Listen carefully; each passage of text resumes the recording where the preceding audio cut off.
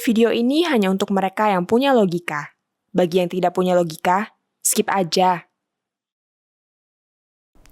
Anies Baswedan tidak menjabat lagi jadi Gubernur DKI sejak 16 Oktober ini. Saya sudah harus membayangkan betapa sepi hidup tanpa Anies. Kita harus akui dia itu lucu. Kata-katanya, tindakannya, kebijakannya sungguh mengundang tawa. Ada saja hal-hal yang dia lakukan yang membuat kita tertawa bersama. Yang terbaru adalah soal komentar dia bahwa banjir terjadi di Jakarta karena banyak air jatuh secara bersamaan. Keren kan? Ini kan luar biasa menggelikan.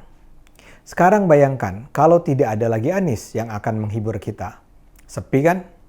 Saya bukan warga Jakarta, tapi saya akan kehilangan dia. Sekarang ini di TikTok beredar video-video yang mengingatkan kita pada kenangan tentang Anies. Ada begitu banyak video yang masuk ke HP saya. Saya akan share saja ya sejumlah isinya. Salah satu episode terkenal dari Anies adalah ketika di awal masa kepemimpinannya, dia bilang bahwa kebijakan pemerintah DKI saat itu, saya rasa maksudnya Ahok, tentang penanggulangan banjir melanggar sunatullah. Menurutnya, air hujan yang turun dari langit itu seharusnya dimasukkan ke dalam tanah. Dengan percaya diri dia bilang, di seluruh dunia, air dari langit dimasukkan ke dalam bumi, dimasukkan ke tanah, bukan dialirkan melalui gorong-gorong raksasa ke laut. Jakarta menurutnya telah mengambil kesalahan yang fatal melawan sunatullah. Bayangkan melanggar sunatullah. Di lain kesempatan, Anies juga bicara tentang membangun kolam penampungan air. Air yang jatuh ke rumah kita jangan dialirkan keluar katanya. Kalau kita alirkan, kita menyumbang air ke masyarakat. Jadi, tiap rumah, tiap kantor harus menjadikan halamannya sebagai tempat penampungan air. Apa bentuk konkretnya? Wallahu a'lam bishawab. Hanya Anies dan Allah yang bisa menjawab. Dia sempat sih bicara soal membangun taman di samping sungai. Jadi ketika hujan deras, air yang meluap dari sungai akan ditampung di kolam-kolam. Tapi konkretnya seperti apa? Tentu saja tidak jelas. Sebelumnya dalam debat Cagup 2017 yang dipandu Najwa Shihab, Anies dan Ahok berdebat soal rumah buat rakyat. Menurut Anies, rakyat Jakarta tidak bisa membeli rumah karena tidak sanggup menanggung down payment dan cicilan bunga. Misalnya saja katanya rumah seharga 350 juta rupiah. Itu DP-nya sekitar 50 juta rupiah.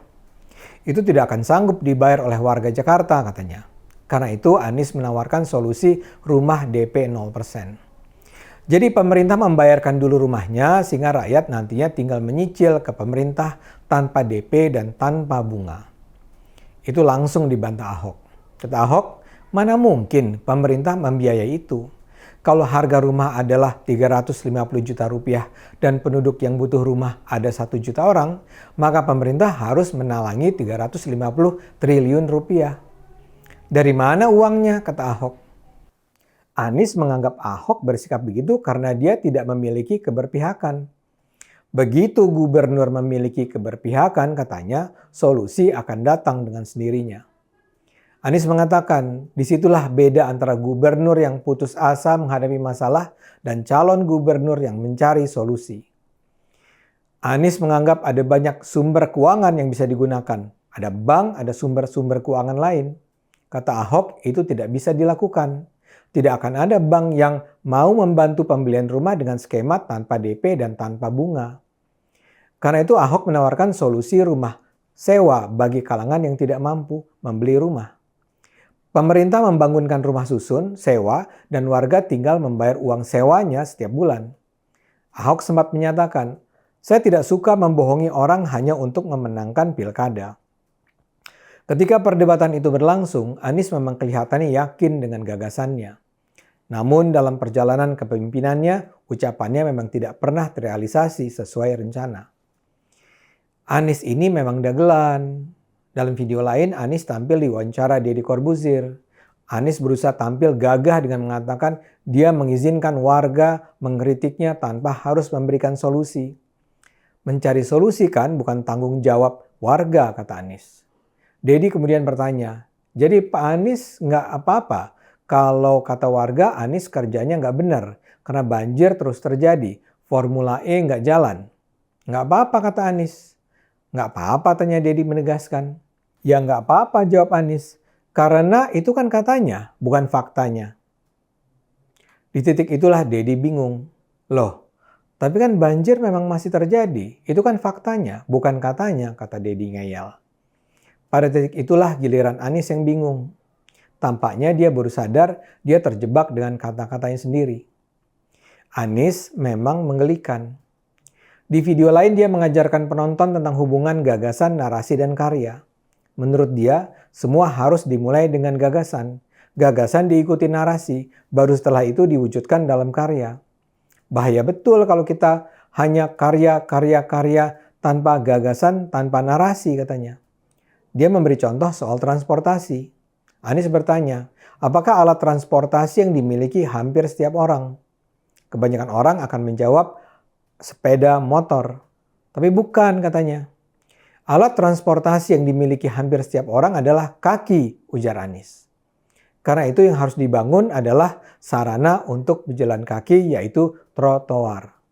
Baru setelah itu sarana transportasi bebas emisi seperti sepeda, baru transportasi umum, baru jalanan untuk kendaraan pribadi. Gagasan Anies ini jelas-jelas ya menggelikan ya. Itu kan artinya untuk menghindari kemacetan, warga diminta berjalan kaki dari titik berangkat ke titik tujuan. Mengajak orang berjalan kaki sih bagus-bagus saja. Tapi di kota sebesar dan sepanas Jakarta, apakah itu realistis? Anies memang pintar menata kata-kata tanpa jelas maknanya. Dalam sebuah video lain dia berkata, kami ingin membangun manusia bukan benda matinya. Ia mengklaim berbeda dari para politisi lain yang suka dengan benda mati karena benda mati itu bisa ditunjukkan, bisa difoto. Anies ingin membangun manusia sehingga terdidik, wawasan yang luas dan punya keterampilan. Masalahnya itu semua tidak bisa dijadikan materi pertunjukan. Kata-kata Anies itu nampak keren, tapi apa artinya? Dia seperti sinis dengan para pemimpin yang rajin membangun infrastruktur benda mati. Seolah-olah itu semua adalah hal-hal yang tidak diperlukan bagi warga.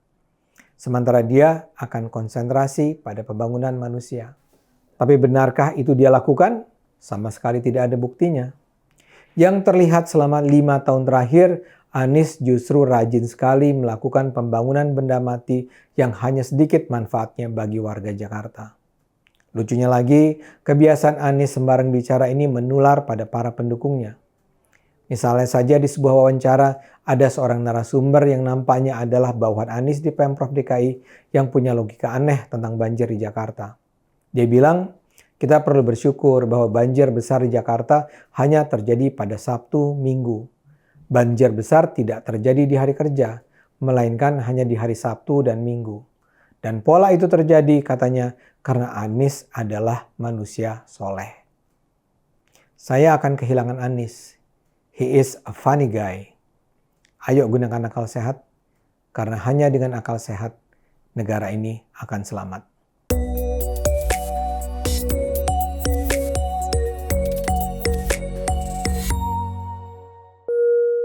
Video ini hanya untuk mereka yang punya logika. Bagi yang tidak punya logika, skip aja.